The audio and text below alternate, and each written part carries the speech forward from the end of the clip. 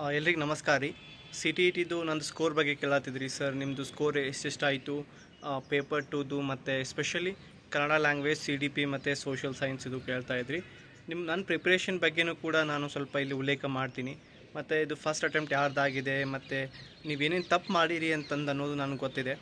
ಈಗ ಆದರೆ ನಾನು ಲಾಸ್ಟ್ ಟೈಮ್ ಸಿ ಟಿ ಟಿನ ಪಾಸ್ ಮಾಡಿದ್ದೆ, ಬಟ್ ಸ್ಕೋರ್ಗೋಸ್ಕರ ಮತ್ತೊಂದು ಸಲ ಬರೀಬೇಕು ಅನ್ನುವಂಥ ಒಂದು ಹುಮ್ಮಸ್ಸಿನಿಂದ ಮತ್ತೊಂದು ಸಲ ಕಟ್ಟಿದ್ದೆ. ನಾನು ಬಹಳಷ್ಟು ವಿದ್ಯಾರ್ಥಿಗಳಿಗೆ ನಾನು ಗೈಡ್ ಮಾಡ್ತಾ ಕೂಡ ಓದ್ತಾ ಇದ್ದೆ.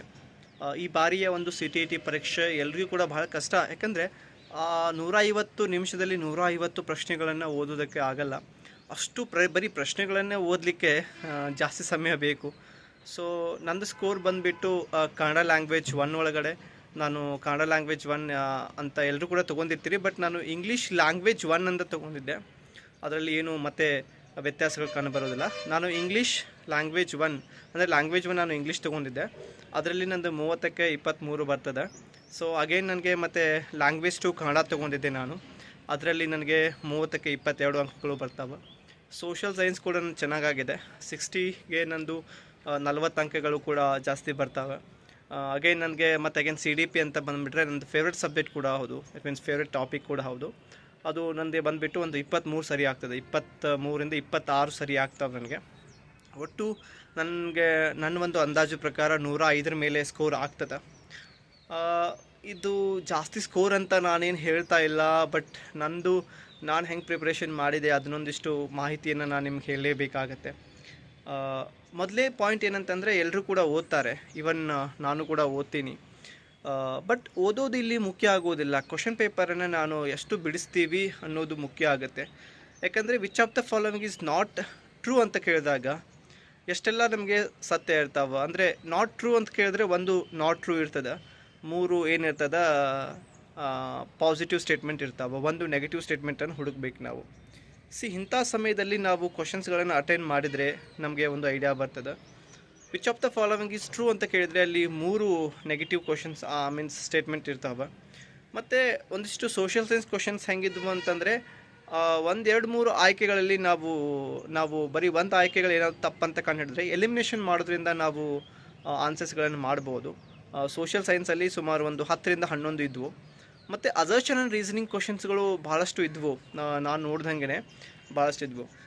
ಇಲ್ಲಿ ಒ ಎಮ್ ಆರನ್ನು ಏನು ಮಾಡಬೇಕಾಗತ್ತೆ, ಪರೀಕ್ಷೆ 9:30ಕ್ಕೆ ಪೇಪರ್ 2 ಸ್ಟಾರ್ಟ್ ಆಗುತ್ತೆ ಅಂತಂದರೆ, ಈವನ್ ಪೇಪರ್ 1 2:30ಕ್ಕೆ ಸ್ಟಾರ್ಟ್ ಆಗುತ್ತೆ ಅಂದರೆ 15 ನಿಮಿಷ ಮೊದಲೇ ಕೊಡಬೇಕು ಅವರು.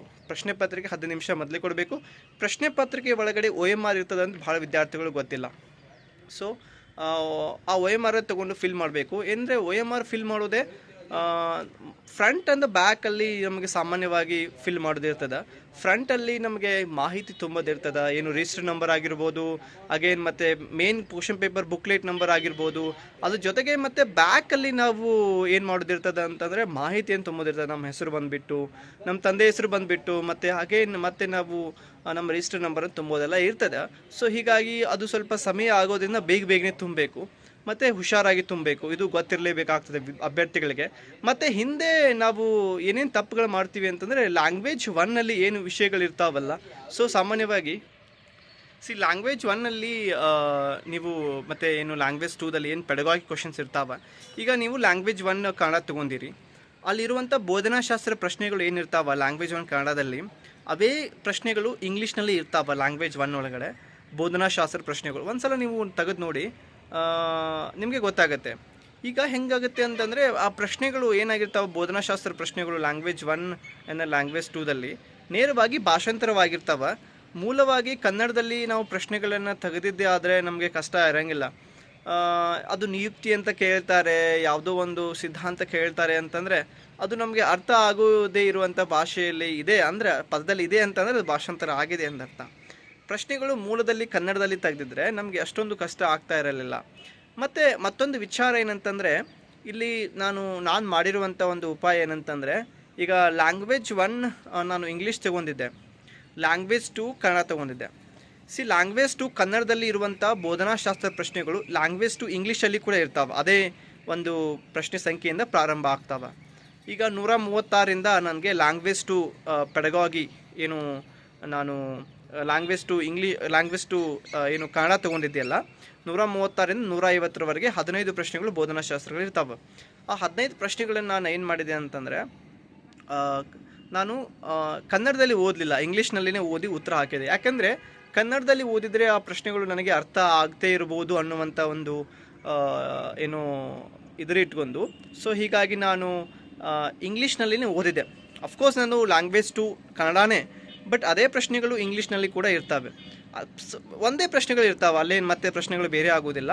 ಸೊ ಹೀಗಾಗಿ ಅದರ ಒಂದೇ ಪ್ರಶ್ನೆಗಳು ಅಂತಂದರೆ ನಾವು ಹೆಂಗೆ ಅದನ್ನು ತಿಳ್ಕೊಬೇಕಂದ್ರೆ, ನಮ್ಮ ಒಂದು ಸಿರೀಸ್ ಬಂದುಬಿಟ್ಟು ಪ್ರಶ್ನೆ ಪತ್ರಿಕೆ ಬಂದುಬಿಟ್ಟು ಎರಡೂ ಒಂದೇ ಆಗಿರಬೇಕು. ಈಗ ಒಂದು ಮೂಲ ಪತ್ರಿಕೆ ಮೇನ್ ಕ್ವಶನ್ ಪೇಪರ್ ಬುಕ್ಲೆಟ್ ಕೂಡ ಜೆ ಸೀರೀಸ್ ಇದೆ, ಮತ್ತೊಂದು ಕೂಡ ಇನ್ನೊಂದು ಬುಕ್ಲೆಟ್ ಇದೆ ಲ್ಯಾಂಗ್ವೇಜ್ದು, ಅದು ಕೂಡ ಜೆ ಸೀರೀಸ್ ಇದ್ದರೆ ನಮಗೆ ಈಸಿ ಆಗುತ್ತೆ. ಅಂದರೆ ಎರಡೂ ಸೇಮ್ ಬಂದಿರ್ತಾವೆ ಆಲ್ಮೋಸ್ಟ್, ಬಟ್ ಎಲ್ರಿಗೂ ಒಬ್ರಿಗೂ ಬದಲಾವಣೆ ಆಗಿದ್ರೆ ಅದೇನು ಸಮಸ್ಯೆ ಆಗೋದಿಲ್ಲ. ಬಟ್ ಆದರೆ ನಾವು ಬೋಧನಾಶಾಸ್ತ್ರ ಪ್ರಶ್ನೆಗಳನ್ನು ಹಿಂಗೆ ಮಾಡಬೇಕಾಗಿರ್ತದೆ. ಮತ್ತೊಂದು ವಿಚಾರ ಏನಪ್ಪ ಅಂತಂದರೆ, ಇಲ್ಲಿ ನಾವು ಸಮಯವನ್ನು ನಿರ್ವಹಣೆ ಮಾಡೋದು ಕಲಿಬೇಕಾಗುತ್ತೆ. ಹೆಂಗೆ ಕಲಿತೀವಿ ನಾವು ಪ್ರಶ್ನೆಗಳನ್ನು ಕೇವಲ ಬರೀ ಓದಿ ಅನಲೈಸ್ ಮಾಡೋದಲ್ಲ, ಎಲಿಮಿನೇಷನ್ ಮಾಡುವಂಥ ಟೆಕ್ನಿಕ್ ಗೊತ್ತಿರಬೇಕು.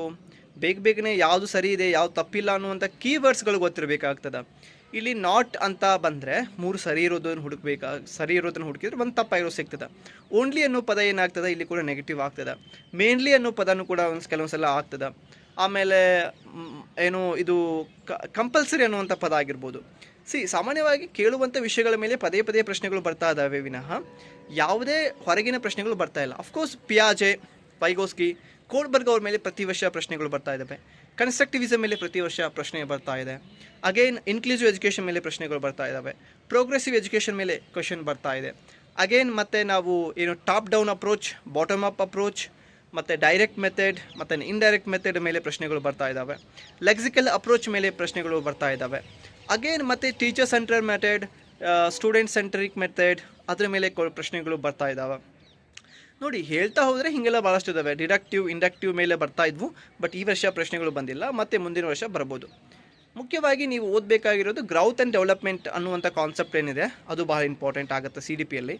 ಇಂಟ್ರಾನ್ಸಿಕ್ ಮೋಟಿವೇಶನ್, ಎಕ್ಸ್ಟ್ರಾನ್ಸಿಕ್ ಮೋಟಿವೇಶನ್ ಪ್ರತಿ ವರ್ಷ ಪ್ರಶ್ನೆ ಬರ್ತಾ ಇದೆ.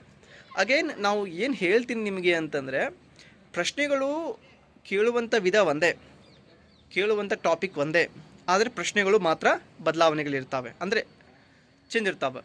ಬಟ್ ಆದರೆ ಆ ಕೇಳುವಂಥ ಥೀಮ್ ಏನಿದೆ ಅದನ್ನು ಫಾಲೋ ಮಾಡ್ತಾ ಇದ್ದೆ ನಾವು ಫಾಲೋ ಮಾಡ್ತಾ ಇದ್ದೀವಾ? ಕೇವಲ ನಾವು 30 ಪ್ರಶ್ನೆಗೆ ಒಂದು ದೊಡ್ಡ ಬುಕ್ 2 ಬುಕ್ ಓದೋದು ಇಂಪಾರ್ಟೆಂಟ್ ಅಲ್ಲ, ಕ್ಲಾಸ್ ಕೇಳೋದು ಅಷ್ಟೇ ಇಂಪಾರ್ಟೆಂಟ್ ಅಲ್ಲ. ಐಡಿಯಾಸನ್ನು ತಗೋರಿ, ಕ್ವಶನ್ ಪೇಪರ್ಸನ್ನು ನೋಡಿ.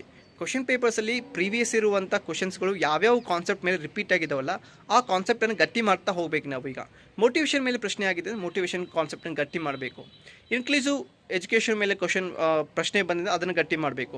ಅಗೇನ್ ಹೀಗೆ ನಾವು ಒಂದು 30 ಟಾಪಿಕ್ ಮಾಡ್ತಾ ಹೋಗಿ, ಒಂದು ಪ್ರತಿ ಕಾನ್ಸೆಪ್ಟಲ್ಲಿ ಕೂಡ ಪ್ರತಿಯೊಂದು ಟಾಪಿಕಲ್ಲಿ 30ರಿಂದ 35 ಕಾನ್ಸೆಪ್ಟ್, ಕನ್ನಡದಲ್ಲಿ 35, ಇಂಗ್ಲೀಷ್ನಲ್ಲಿ 35, CDPಯಲ್ಲಿ 35, ಸೋಷಿಯಲ್ ಸೈನ್ಸಲ್ಲಿ ಕೂಡ ಅಷ್ಟೇ, ಈವನ್ ಸೈನ್ಸ್ ಆ್ಯಂಡ್ ಮ್ಯಾಥಮೆಟಿಕ್ಸ್ ಕೂಡ ಅಷ್ಟೇ.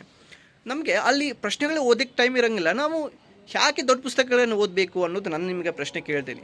ಸೊ ಹೀಗಾಗಿ ದಯವಿಟ್ಟು ಅದನ್ನು ಒಂದ್ಸಲ ನೋಡ್ಕೊರಿ. ಸೊ ಐ ಹೋಪ್ ನಿಮ್ಮ ಪ್ರಶ್ನೆ ಅಂದರೆ ನಿಮ್ಮ ಒಂದು ಸ್ಕೋರ್ ಎಷ್ಟಾಗಿದೆ ಅನ್ನೋದನ್ನು ದಯವಿಟ್ಟು ಕೆಳಗೆ ಕಮೆಂಟ್ ಬಾಕ್ಸಲ್ಲಿ ಕಮೆಂಟ್ ಮಾಡಿ, ನಾನು ನಿಮಗೆ ಉತ್ತರ ಮಾಡ್ತೀನಿ. ನಮಸ್ಕಾರ.